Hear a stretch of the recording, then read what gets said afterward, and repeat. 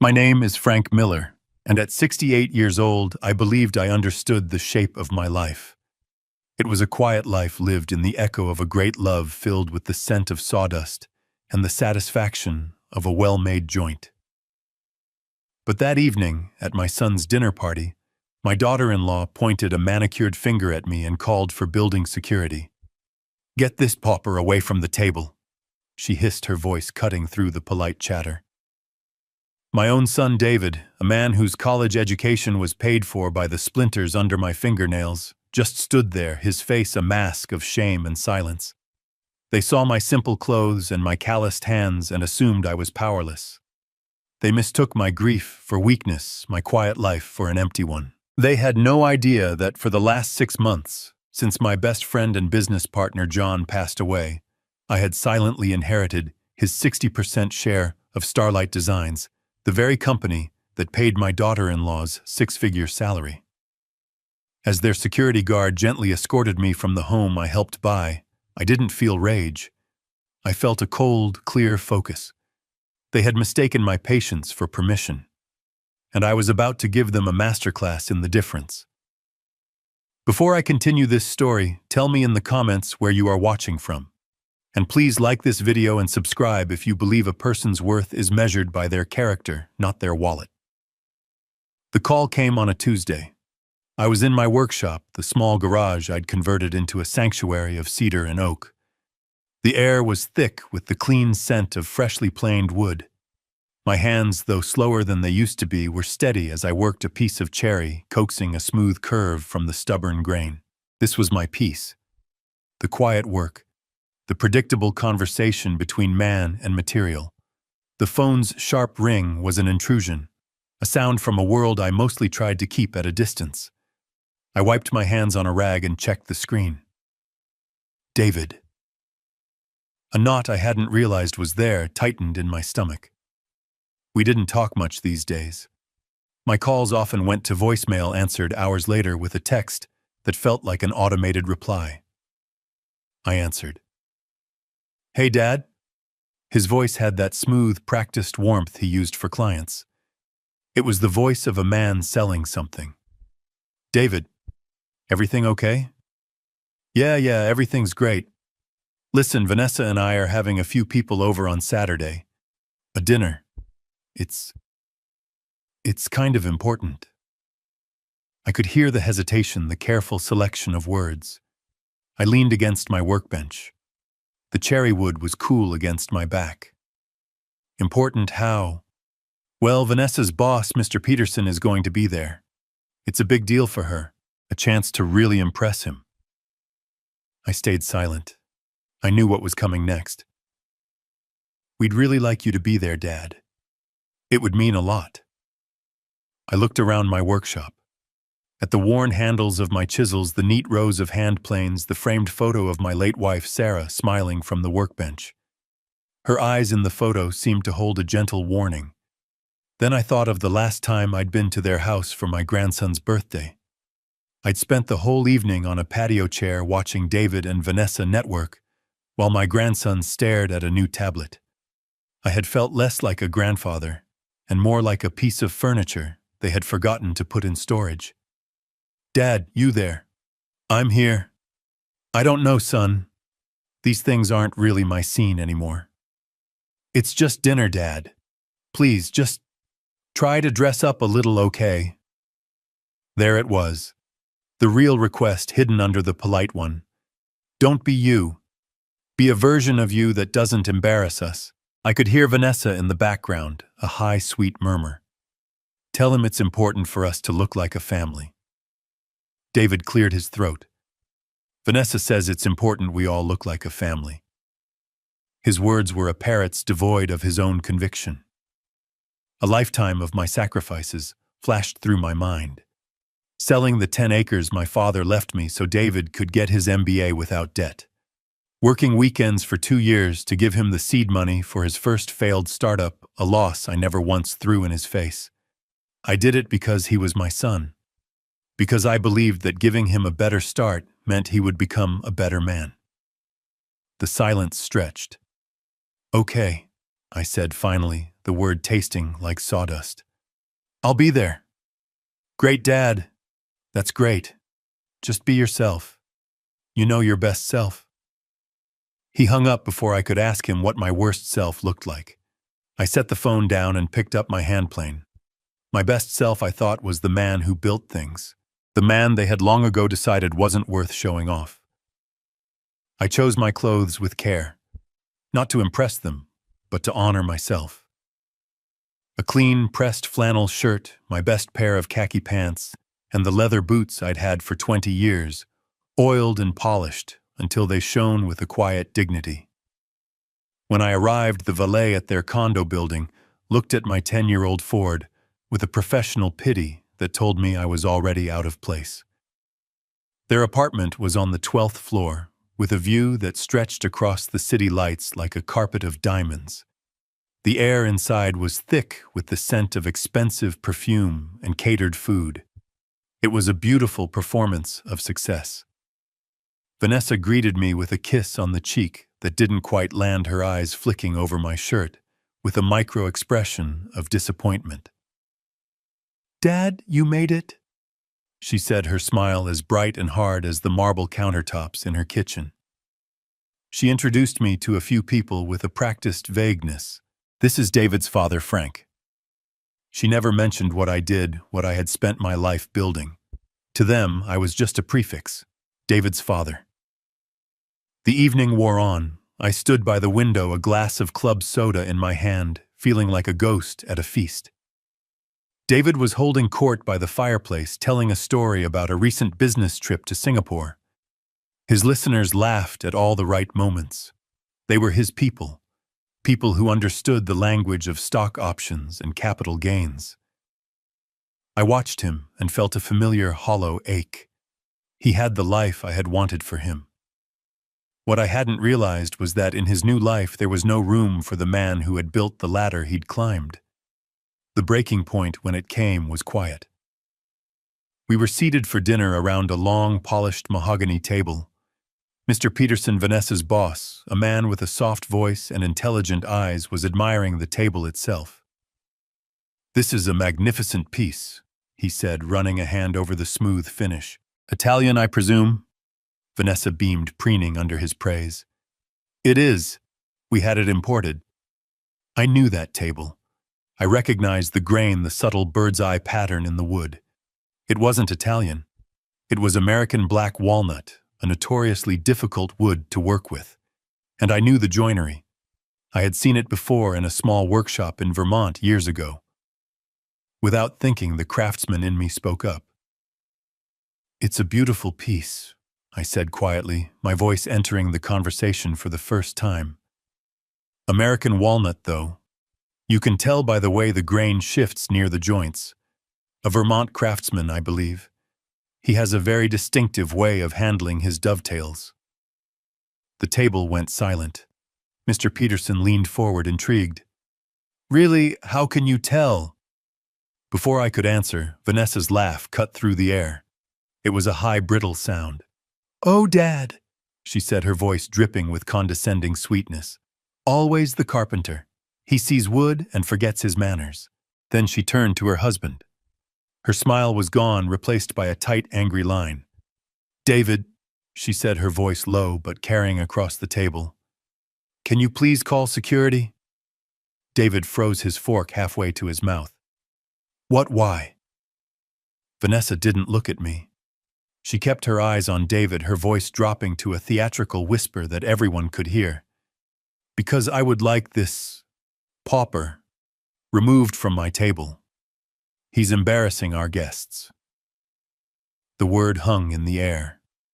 Pauper. The silence that followed was absolute. Mr. Peterson looked down at his plate, a flush creeping up his neck. The other guests stared at their water glasses, at the ceiling, anywhere but at me. I looked at my son. His face was pale, his eyes wide with a familiar, helpless panic. He opened his mouth, then closed it. He did nothing. He said nothing. He just sat there, a guest, at his own wife's cruelty.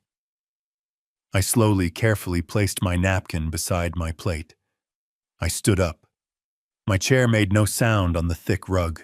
I looked at Vanessa, whose face was a mask of cold triumph. I looked at David, who refused to meet my eyes. I didn't say a word. I didn't have to. My silence was its own verdict. I turned and walked out of the dining room, my footsteps the only sound in a room full of people who had chosen not to hear. As I reached the front door, I heard Vanessa's whisper, sharp and victorious, "Follow me into the hall." See, problem solved. The 2-hour drive back to my side of Phoenix was a silent one. The city lights of Scottsdale receded in my rearview mirror, a glittering, indifferent constellation. The sting of Vanessa's words, the heavier weight of David's silence began to fade. It wasn't that the wound was healing. It was simply turning into something else. A scar, hard, numb, and permanent. By the time I pulled into the driveway of my small, paid-off brick house, the hurt had given way to a strange and unfamiliar calm. It was the quiet clarity a man finds after a fever breaks. I wasn't heartbroken anymore. I was simply finished. The house was cool and dark, smelling faintly of sawdust and the lemon polish my wife Sarah used to love. I didn't turn on the television. I didn't pour a drink. I walked past the living room, past the worn armchair where I read the paper every morning, and went straight to my study. It wasn't much of a room, more of a converted den, but it was mine. The walls were lined with books on woodworking and history. On the desk, a single photograph of Sarah taken on the shore of Lake Powell, her smile wider than the canyon behind her. Against the far wall beneath the window sat an old cedar chest. John had built it for me as a wedding gift nearly 45 years ago. The dovetail joints were so perfect, you couldn't slip a piece of paper between them. I knelt down the floorboards, creaking a familiar complaint, and lifted the heavy lid. The scent of old cedar and paper rose up to meet me, a smell like memory itself. This wasn't a place of grief. It was a place of record. My fingers brushed past bundles of old letters and Sarah's recipe cards until they found what they were looking for. A heavy accordion-style folder tied with a faded ribbon. Inside were the artifacts of a friendship that had defined my life. There was a black and white photograph, the corners soft from handling, of two young men in their 20s, covered in sawdust, grinning like fools in front of a half-finished workshop. Me and John. We had nothing back then but a shared dream and a belief that good wood handled with respect would never lie to you. Beneath the photo was a cocktail napkin from a bar that had been torn down decades ago. On it, in John's sprawling handwriting, was the first contract for our partnership, Miller and Hayes Custom Woodwork.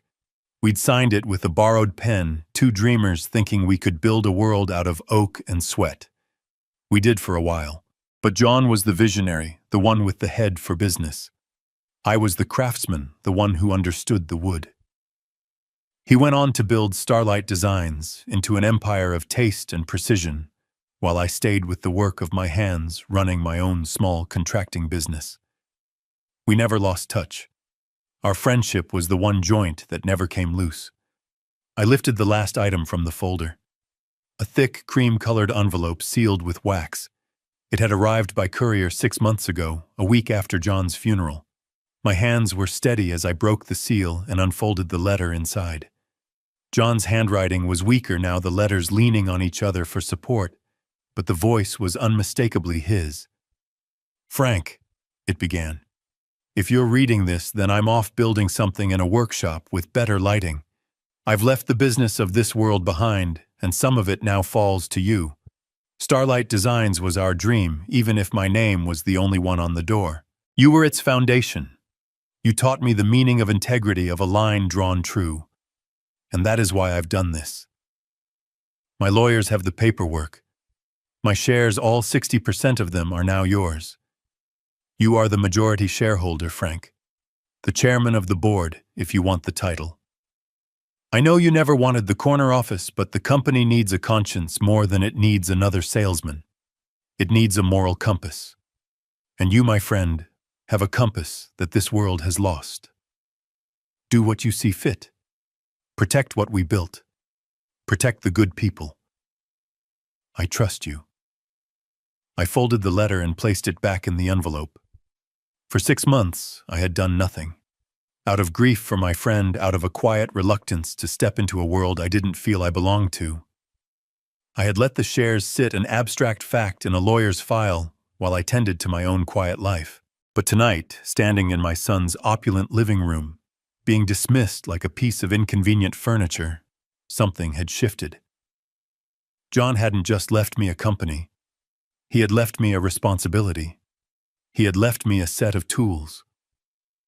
My eyes fell on a worn business card tucked into a side pocket of the folder.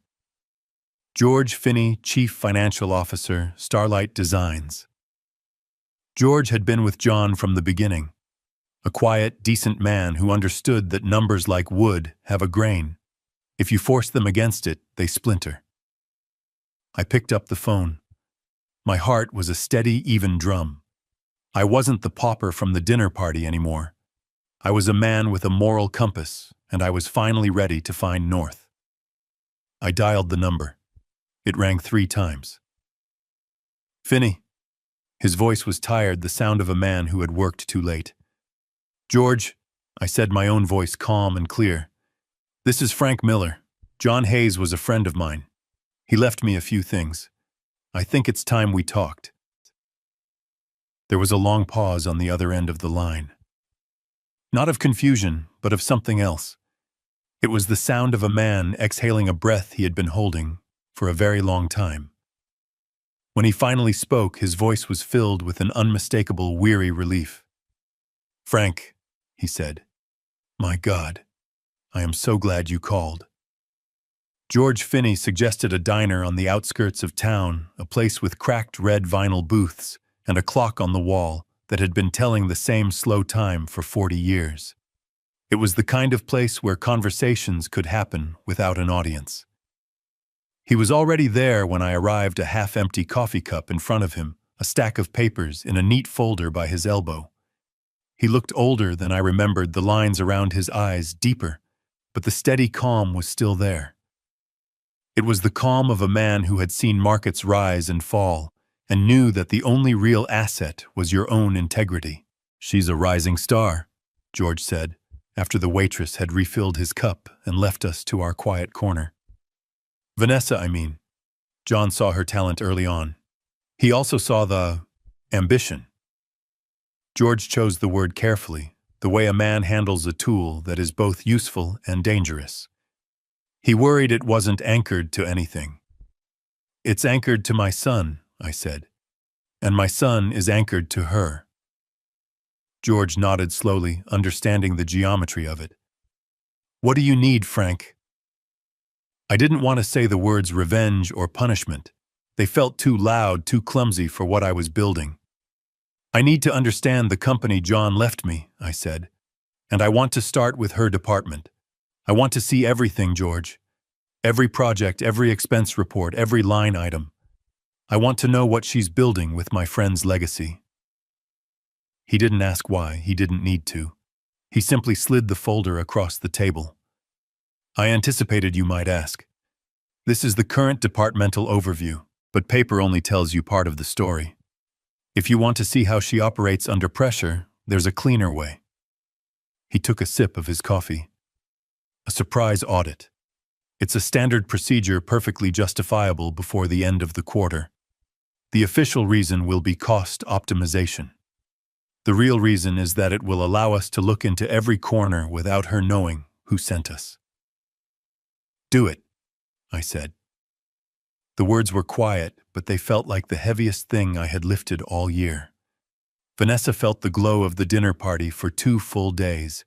In her mind, the evening had been a resounding success.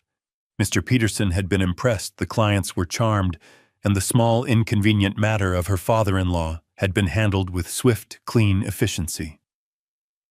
She walked into the Starlight Designs office on Wednesday morning, feeling invincible. Her presentation on the Monarch Hotel Group project was scheduled for that afternoon, and she knew it was flawless. This project was her masterpiece, a multi-million-dollar contract to redesign the lobbies of a boutique hotel chain.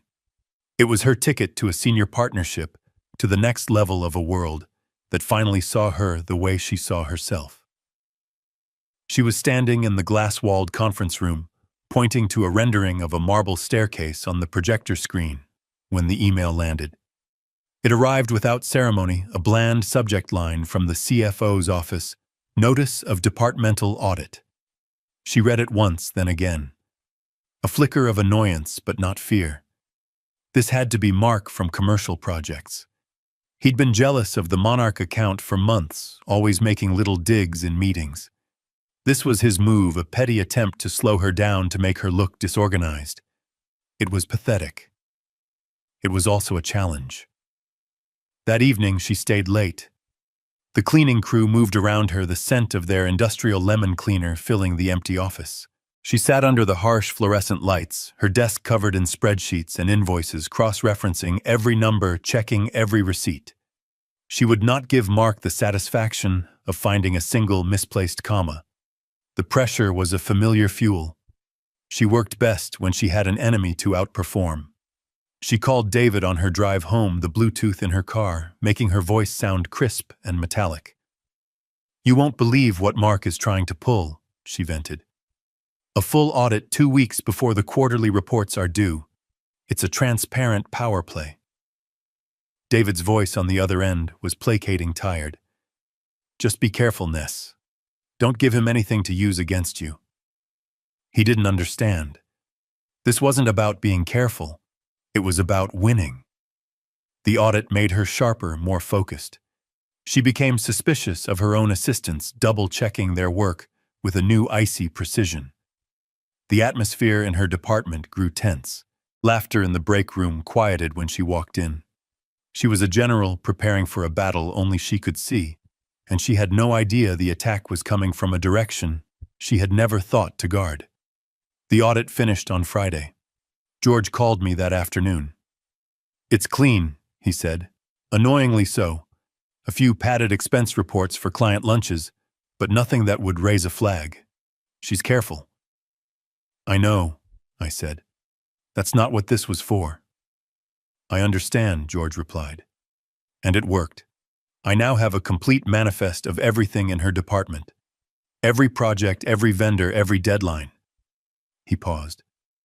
"Frank, we know where the main support beam is. It's the Monarch Hotel project. It's her entire future. If that beam cracks, the whole structure she's built for herself comes down." I looked out my workshop window at the cedar chest John had made me, a structure built to last. "Thank you, George," I said. "Now we wait for the right moment to test the foundation." The audit was a quiet prelude, a ripple on the water's surface that hinted at the current below. Vanessa had weathered it, convinced it was the work of a jealous rival. She had no idea the tide itself was turning against her. For the next few days, I let the silence do its work. I tended to the small garden Sarah had planted, my hands finding a familiar peace in the soil. I took my time at the grocery store. I read a book on the porch as the autumn evenings grew cooler. I was a man living a small, predictable life. And all the while the manifest George had given me sat on my desk, a detailed blueprint of my daughter-in-law's professional world. On Friday, I called George again. We didn't meet at the diner this time. A phone call was enough. It was a call to make a cut, and a craftsman knows you don't need an audience for that. "George," I said, my voice even. "The Monarch Hotel project. As the representative for the majority shareholder, I want you to put it on indefinite hold." George didn't ask for a reason. He understood the tool I was using. "What should I tell Peterson?" he asked. "Tell him the new ownership is conducting a top-down strategic review of all major capital projects. Tell him it's nothing personal. It's just business." "It will hit her hard, Frank." "I know," I said, and the simple truth of it settled in my chest, cold and heavy. That's the point. The news reached Vanessa not as a thunderclap, but as a quiet professional email. A carbon copy from Mr. Peterson's office. Subject, Project Hold, Monarch Hotel Group. She was in a meeting presenting minor budget adjustments when her phone buzzed. She glanced at it, her confident smile faltering for just a fraction of a second. She excused herself, her voice a little too tight, and stepped into the hallway. This time, it wasn't annoyance. It was pure, cold panic. The Monarch Project wasn't just another account. It was her coronation. It was the win that would make her untouchable, the one that would finally erase the last traces of the middle-class life she despised. To have it frozen without reason, without warning, was a fatal blow. She tried to get answers. She called Mr. Peterson, who was just as bewildered and angry. He'd been stonewalled by the CFO's office. "It's this new mystery shareholder," he fumed. "No one knows who he is, but he's got the board spooked." She tried George's office, but his assistant was a polite fortress of corporate policy. "Mr. Finney is in meetings." The corporate rival theory no longer made sense. This was a move of absolute power, a ghost in the machine pulling the most important levers. That night, the careful performance of their domestic life shattered. The pressure that had been building inside Vanessa finally erupted. "Someone is trying to destroy me, David," she screamed, throwing a stack of design magazines onto the floor. "This isn't just a setback, this is an execution, and you're just sitting there." David, useless in the face of a problem he couldn't solve, with a charming smile, could only stammer. "What do you want me to do, Ness? I don't know who it is." He felt the familiar weight of his own inadequacy, a feeling he'd spent his entire adult life trying to outrun. And in that moment of desperation, his mind made a desperate leap. It was a guess born from a deep, unacknowledged shame. "Maybe," he said slowly, "maybe it's my dad." Vanessa stopped pacing. She stared at him. "Your father. The carpenter, don't be ridiculous. What could he possibly do?" "I don't know." David said, the idea taking root. "But he was a contractor for 30 years. He knows people. And after that dinner, he was angry. Maybe he called in some old favor, complained to someone on a zoning board, I don't know. Something to cause a problem." It was a preposterous idea. A retired woodworker derailing a multi-million-dollar corporate project. But it was the only theory that gave Vanessa a face to put on her phantom enemy. The old man, the pauper, the inconvenient, embarrassing relic who had dared to correct her in front of her boss. It made a perverse kind of sense. He was bitter, he was resentful, and he was trying to ruin her. David watched the calculation in her eyes. He had offered her a target, and she had taken it. Her panic began to reshape itself into a cold, focused rage. She looked at David, her voice dropping to a low, dangerous hum. "Get your coat," she said. "We're going to pay your father a visit. It's time we reminded that old man exactly who he is dealing with." The sound of their BMW crunching on my gravel driveway was an insult in itself. It was too loud, too aggressive for the quiet street where I had lived for 40 years. I was in my living room, wiping down the mantelpiece where a picture of Sarah still sat, her smile catching the afternoon light. I didn't move to the door. I let them knock. They entered as if they owned the space, bringing a gust of cold air and entitlement with them. David looked uncomfortable, his eyes darting around the small, neat room as if he were a stranger. Vanessa, however, was a predator in her element. She didn't bother with a greeting. Her expensive heels clicked on the hardwood floor with an impatient rhythm. "This little game of yours is over, Frank," she said, her voice sharp and polished. "We know you're behind this." She dropped her designer handbag onto the armchair, where Sarah used to knit, a casual act of territorial marking. I finished wiping the frame of the photograph before turning to face them. I kept my voice low and even. "I don't know what game you're talking about, Vanessa." David stepped forward, playing his role as the reluctant mediator. "Dad, please," he said, his tone pleading. "Just stop.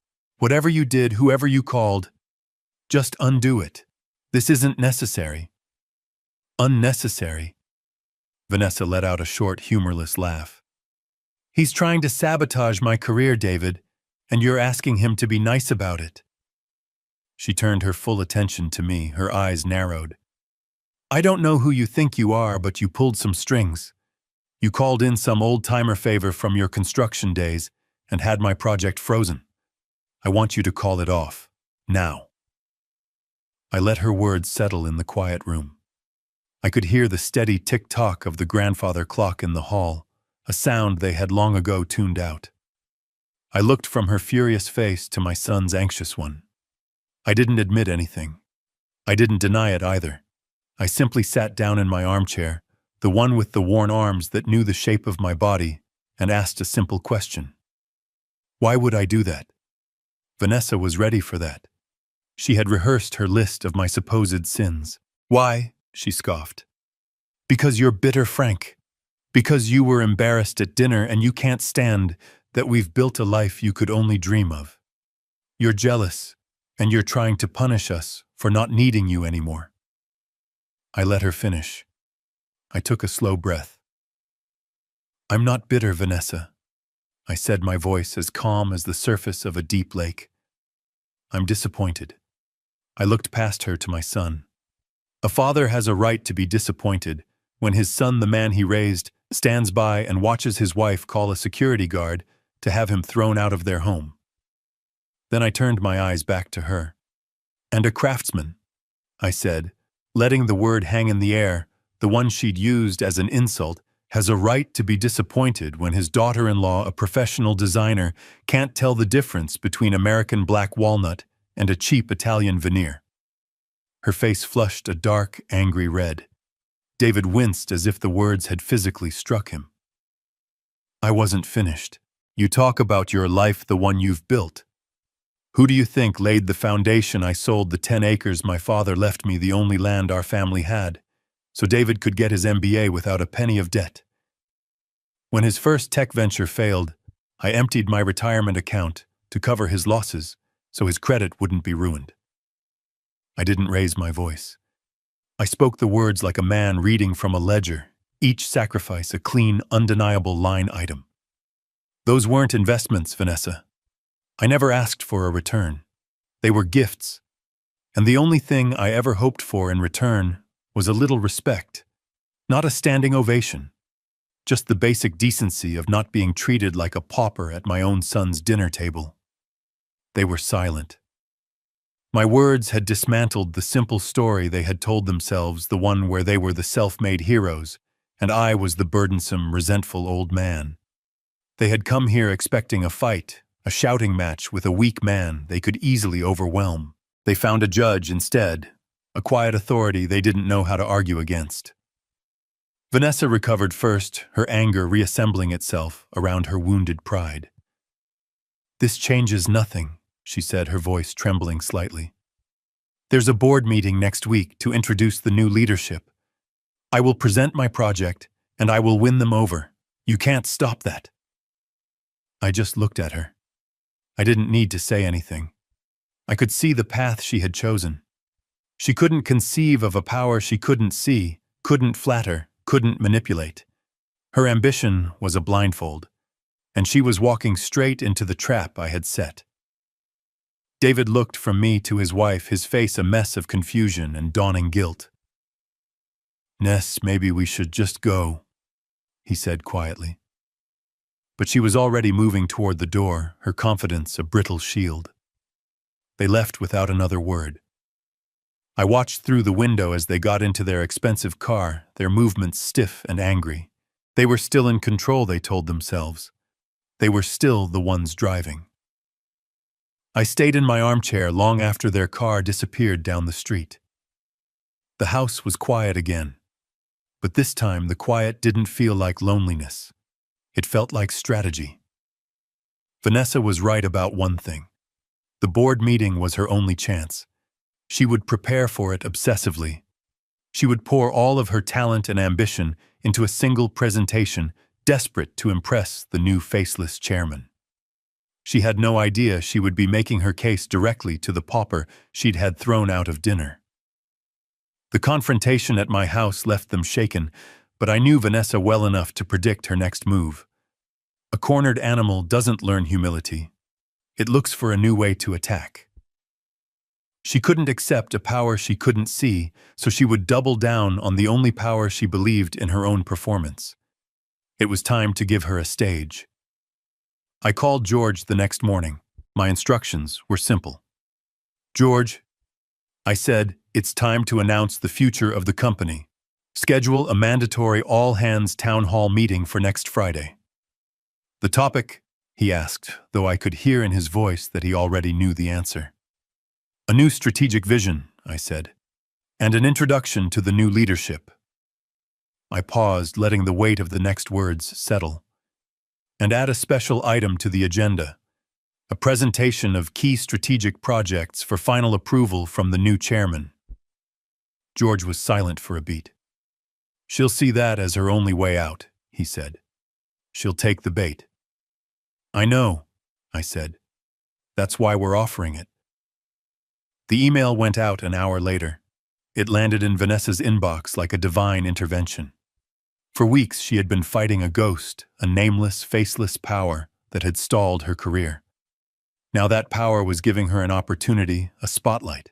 The new mysterious chairman was finally revealing himself, and he was giving her a chance to plead her case. In her mind, the narrative was clear.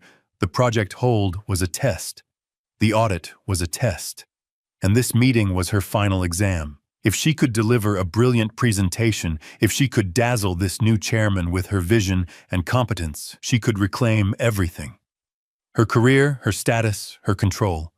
Her fear and paranoia evaporated, replaced by a surge of adrenaline and obsessive focus. The world outside of her Monarch Hotel project ceased to exist. She canceled dinner plans with friends. She arrived at the office before sunrise and left long after the city lights had come on. Her team was subjected to relentless rehearsals. Every slide of the presentation scrutinized, every word of her speech memorized and polished. She was crafting the performance of her life. David told me later she was a woman possessed, her eyes bright with a manic energy. He said she talked in her sleep about profit margins and design aesthetics. She was so convinced that her talent was the key to unlocking this puzzle that she never once stopped to ask who had built the door. I, on the other hand, spent the week quietly. I visited Sarah's grave, leaving a small, simple bouquet of wildflowers. I spent an afternoon in my workshop sanding a piece of old walnut until the grain felt like silk under my palm. I watched the autumn leaves fall, each one letting go without a fight. I was not preparing for a battle. I was preparing for a correction. George called me on Thursday evening. "The stage is set, Frank," he said. "She's ready. She thinks she's about to give the speech that saves her career." "Good," I said, looking out at the calm, dark water of the lake. "Let her." The date was set. The trap was baited. And the lead actress was busy rehearsing for a final act she had no idea I had already written, while Vanessa was sharpening her ambition into a weapon. I was finding my peace in the quiet places. I didn't need to prepare a speech. The truth doesn't require rehearsal. It only requires a man willing to stand behind it. The week leading up to the Friday meeting was for me a series of small, necessary rituals. On Wednesday, I drove out to the cemetery. The sky was a high, clean blue, and the autumn air was so crisp it felt like breathing in cold water. I stood before Sarah's grave, a simple granite headstone that read Sarah Miller, a life lived with grace. I replaced the faded flowers in the small vase with a handful of wild asters I'd picked from the edge of the woods. I didn't speak to her out loud. I never did. But I stood there and told her everything in the quiet space of my own mind. I told her about the dinner, about the word pauper, about David's silence.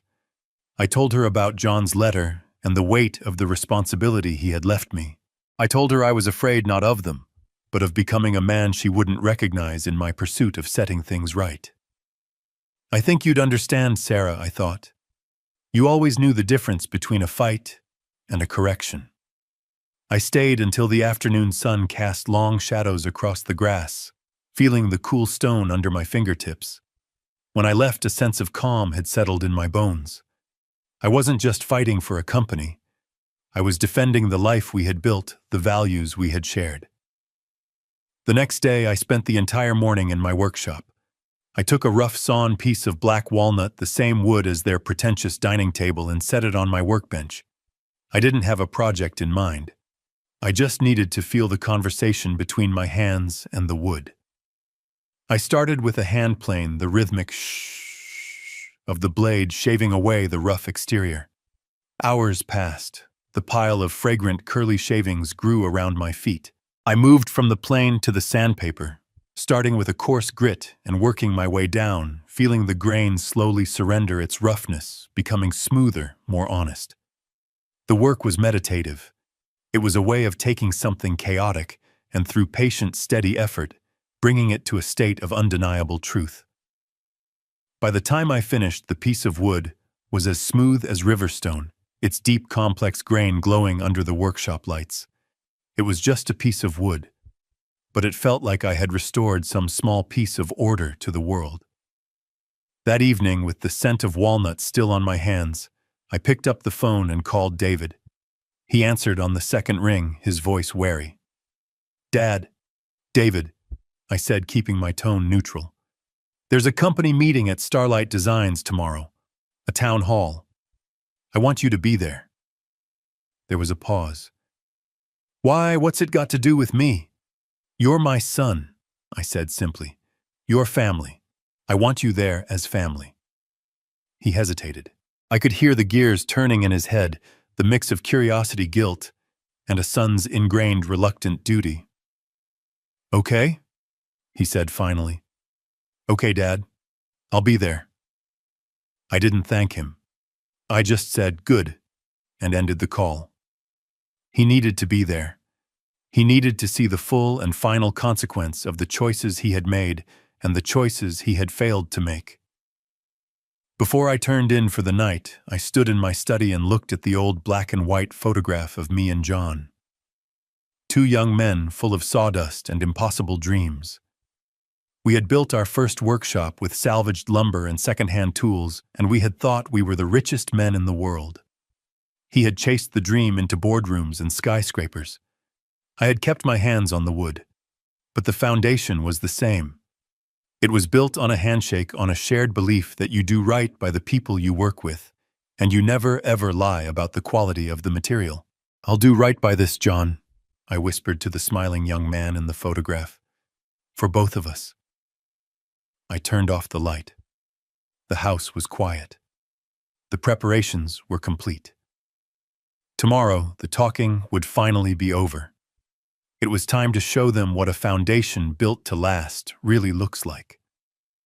The conference room at Starlight Designs was a world away from my workshop. It was a cathedral of glass and steel, with a long, polished obsidian table that reflected the city skyline like a dark, still lake. The air conditioning hummed a low, constant note, and the room smelled of money, a sterile, metallic scent that was nothing like the honest smell of wood. I watched it all from a small office on a monitor George had set up for me. It was better this way. I didn't want to be a presence in the room. I wanted to be a consequence. The employees filed in their faces a mixture of curiosity and anxiety. They wore the uniform of the corporate world, sharp suits, elegant dresses, the quiet confidence of people who knew their value was measured in quarterly reports. I saw David come in and take a seat in the front row designated for guests. He looked nervous, constantly adjusting his tie, his eyes scanning the room as if he were looking for an exit. He was a guest in a world he desperately wanted to own. Then Vanessa walked onto the stage. She was radiant.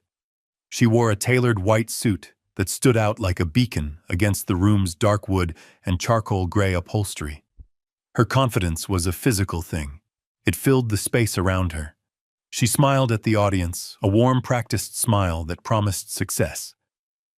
She was in her element, the star of a show she had directed and produced. She believed with every fiber of her being that she was about to win. Her presentation was, I had to admit, brilliant. She spoke with a fluid, easy authority. The renderings for the Monarch Hotel project were stunning, elegant, modern, yet timeless. She walked the audience through every detail from the custom-milled woodwork to the bespoke lighting fixtures. She spoke their language, the language of luxury, of brand identity, of a client's vision made manifest. She was talented. I had never denied that. But talent without character is like a beautiful house built on a rotten foundation. It's only a matter of time before it collapses. When she finished, the room erupted in applause.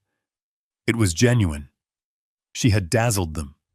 She stood in the warm glow of the stage lights, accepting their admiration, her smile triumphant.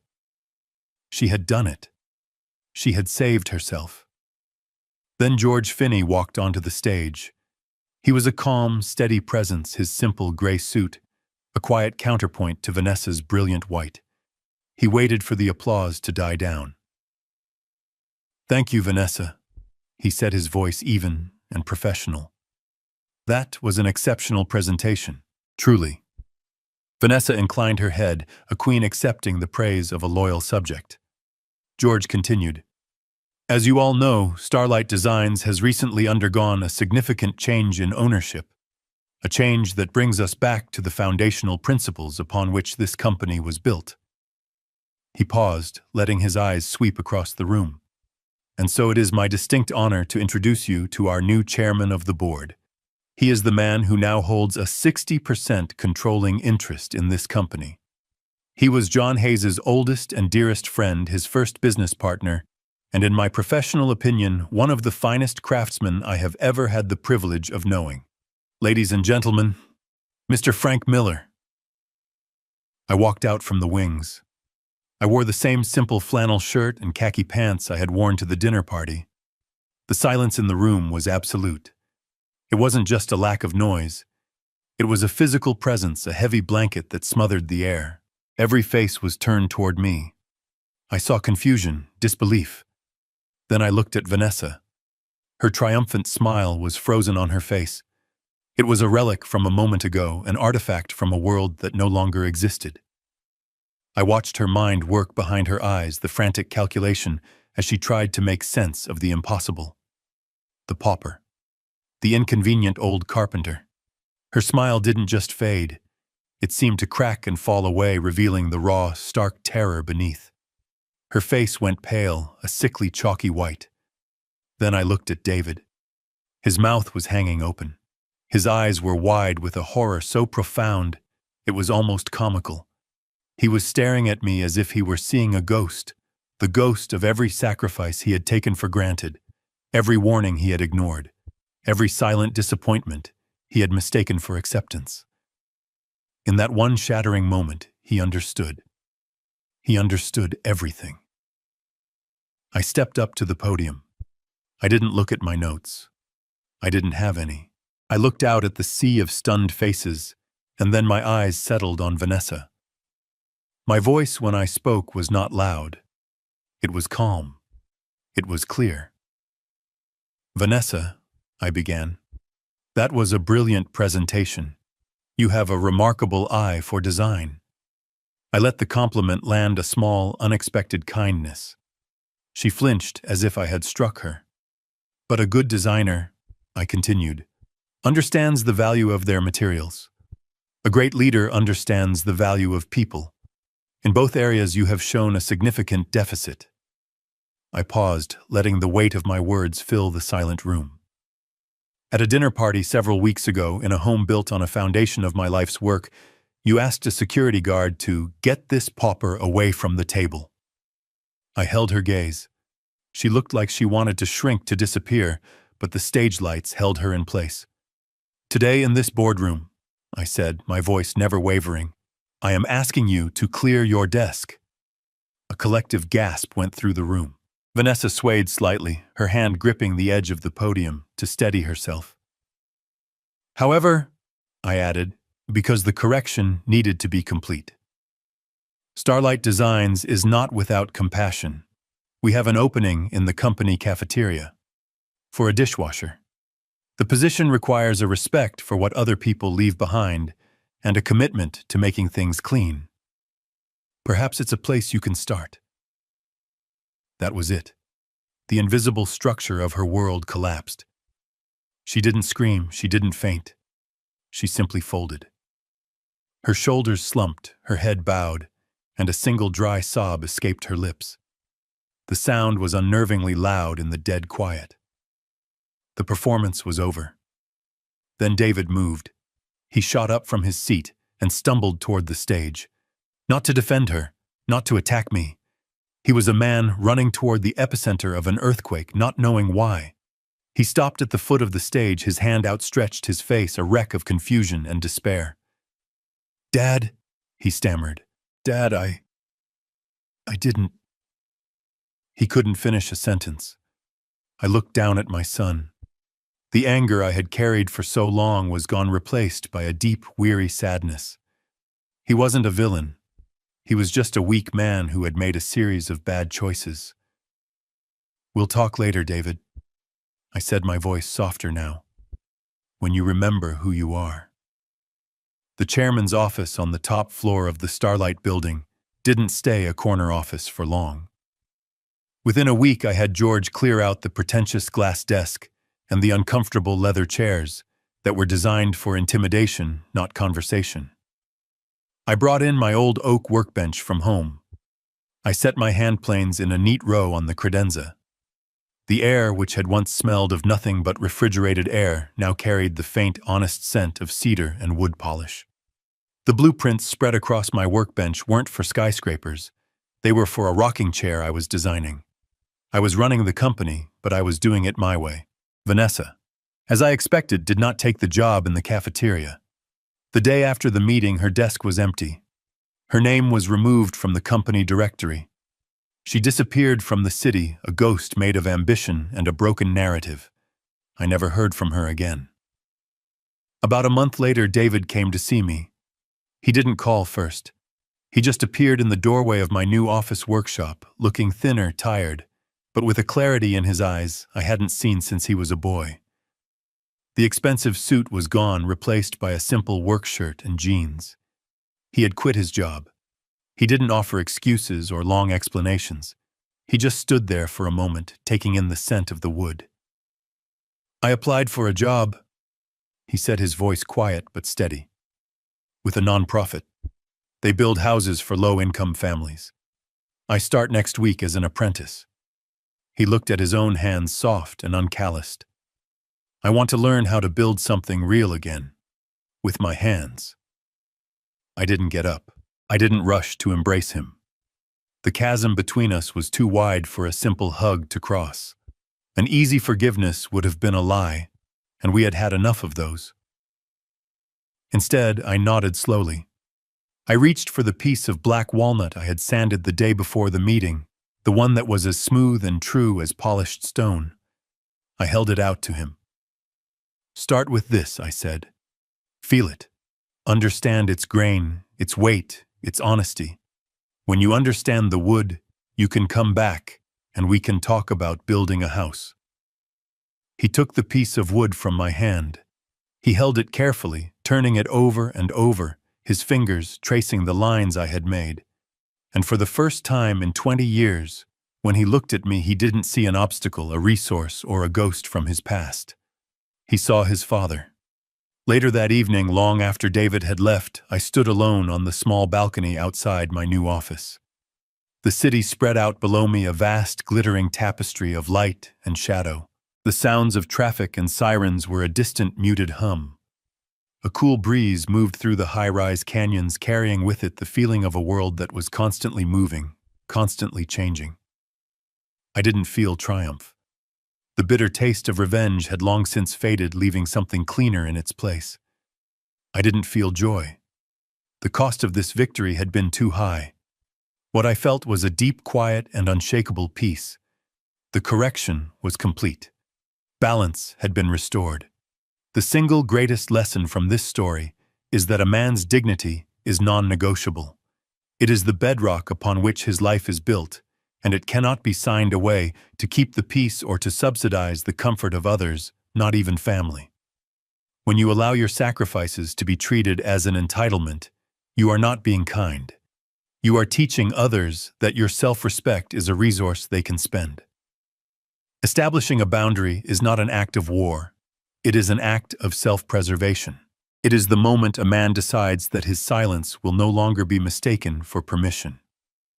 A boundary is not a wall meant to push people away forever. It is a door that teaches them, finally, how to knock with respect before entering your life. It is the quiet, irreversible act of taking back the key to your own house and deciding for yourself who is welcome inside. If you believe that a man's dignity is the most valuable thing he owns, please like and subscribe to the channel so you don't miss more stories about the rise of silent men.